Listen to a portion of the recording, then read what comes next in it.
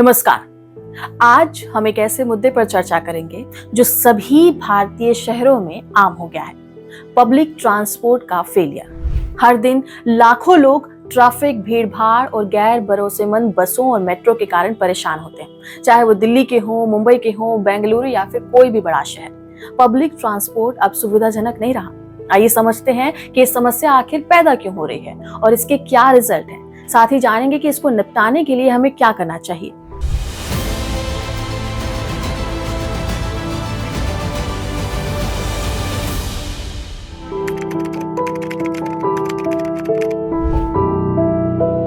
आज भारत के बड़े शहरों में पब्लिक ट्रांसपोर्ट की सिचुएशन बेहद चिंताजनक है। सुबह और शाम के समय में मेट्रो और बसों में इतनी भीड़ होती है कि कई बार लोगों को ट्रेन के दरवाजे पर लटक कर सफर करना पड़ता है। दिल्ली के मेट्रो के सफर के दौरान पीक आवर्स में मेट्रो के कोच में तिल रखने तक की जगह नहीं होती। लोगों को इस परेशानी के साथ घंटों सफर करना पड़ता है। इतना ही नहीं बल्कि बसें और लोकल ट्रेनें समय पर नहीं चलती। कई बार बसें स्किप हो जाती हैं या फिर बहुत देर से आती हैं। मुंबई की बसों के हालात भी कुछ ऐसे ही हैं, जहां लोग हमेशा समय पर नहीं पहुंच पाने की चिंता में रहते हैं। छोटे शहरों में तो हालात और भी खराब हैं।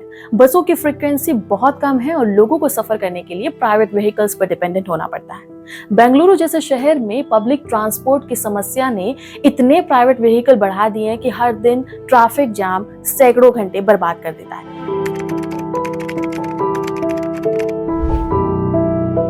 पब्लिक ट्रांसपोर्ट की ये दुर्दशा अचानक से नहीं हुई है। इसके पीछे कई गहरे कारण हैं। इसका पहला कारण तो ये कि भारत के शहरों में तेजी से आबादी बढ़ी है। दिल्ली और मुंबई जैसे शहरों में हर साल लाखों लोग रोजगार की तलाश में निकल जाते हैं, लेकिन उनका स्वागत एक जर्जर हो चुके पब्लिक ट्रांसपोर्ट सिस्टम से होता है।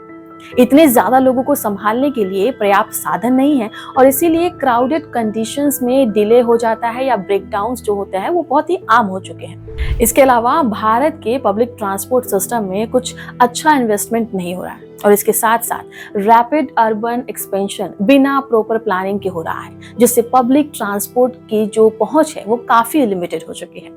नए डेवलपिंग एरियाज में पब्लिक ट्रांसपोर्ट सिस्टम नहीं पहुंचते।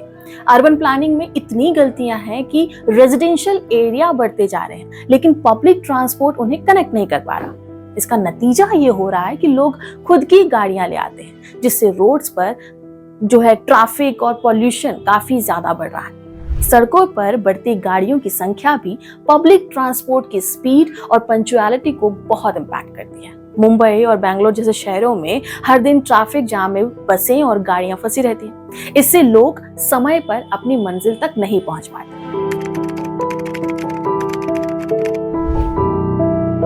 पब्लिक ट्रांसपोर्ट के फेलियर का असर हर इंसान पर पड़ रहा है। जब लोग पब्लिक ट्रांसपोर्ट पर भरोसा नहीं कर पाते, दिल्ली और मुंबई जैसे शहरों में हर साल लाखों नई कारें सड़क पर उतरती हैं, जिससे पहले से जाम सड़कों पर और भी ज्यादा दबाव बढ़ जाता है। ज्यादा गाड़ियों के चलते प्रदूषण बढ़ रहा है और जिसका सीधा असर लोगों की सेहत पर पड़ रहा है।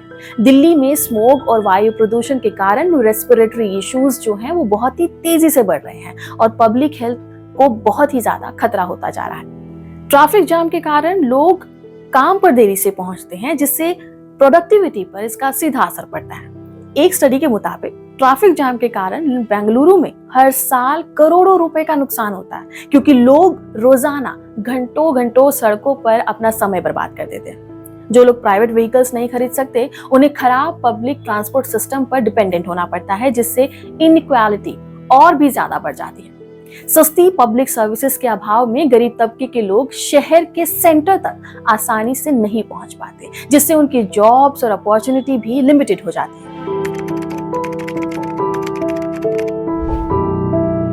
तो अब सवाल आता है कि इस समस्या का समाधान क्या हो सकता है।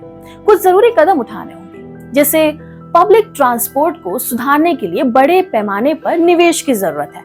चीन और सिंगापुर जैसे देशों ने अपने पब्लिक ट्रांसपोर्ट सिस्टम में लगातार इन्वेस्ट किया है, जिससे उनकी मेट्रो, बस सेवाएं और रेल व्यवस्था विश्व स्तरीय बन गई है। हमें भी सरकार और निजी क्षेत्र के सहयोग से ज्यादा फंड्स लाकर पब्लिक ट्रांसपोर्ट को बेहतर बनाना होगा। पब्लिक ट्रांसपोर्ट का नेटवर्क बढ़ाना और उसे दूर दराज के इलाकों तक पहुंचाना भी बहुत जरूरी है।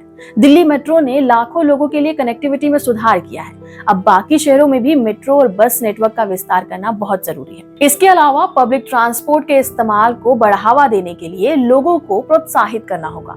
कार फ्री डेज या फिर डिस्काउंटेड फेयर स्कीम से लोगों को पब्लिक ट्रांसपोर्ट अपनाने के लिए प्रेरित करना होगा। सड़कों पर ट्रैफिक जाम कम करने के लिए स्मार्ट ट्रैफिक सिस्टम जैसे कि रियल टाइम ट्रैकिंग या फिर बेटर ट्रैफिक सिग्नल्स की जरूरत है। जापान और सिंगापुर में हाईटेक ट्रैफिक मैनेजमेंट से सड़कें क्लियर रहती हैं और पब्लिक ट्रांसपोर्ट बिना रुकावट के चलता है। इसके अलावा ई व्हीकल्स, साइकिल और पैदल यात्रा जैसे व्हीकल्स जो है वो एनवायरमेंट फ्रेंडली हैं, इनको बढ़ावा देना होगा। यूरोपीय देशों में बाइक शेयरिंग्स और इलेक्ट्रिक बसेस का इस्तेमाल तेजी से बढ़ रहा है। तो दोस्तों, ये साफ है कि पब्लिक ट्रांसपोर्ट की असफलता हम सभी पर गहरा असर डालती है, लेकिन अगर हम मिलकर समाधान की दिशा में काम करें तो इस समस्या को सुधारा जा सकता है। सरकार को ज्यादा निवेश करना होगा और साथ ही हमें भी अपनी गाड़ियों के इस्तेमाल को कम करके पब्लिक ट्रांसपोर्ट का उपयोग करना होगा। एंड रिमेंबर, एक अच्छा पब्लिक ट्रांसपोर्ट सिस्टम ना सिर्फ आपकी जिंदगी को आसान बनाता है, बल्कि ये पर्यावरण और शहर के विकास में भी अपना योगदान देता है। अब ये समय है जब हम सब साथ आएं और इस परिवर्तन का हिस्सा बने। आपको क्या लगता है, पब्लिक ट्रांसपोर्ट को कैसे बेहतर किया जा सकता है? कमेंट में हमें जरूर बताएं और इस वीडियो को शेयर करें ताकि ज्यादा से ज्यादा लोग इस बारे में जागरूक हो सके। नमस्कार।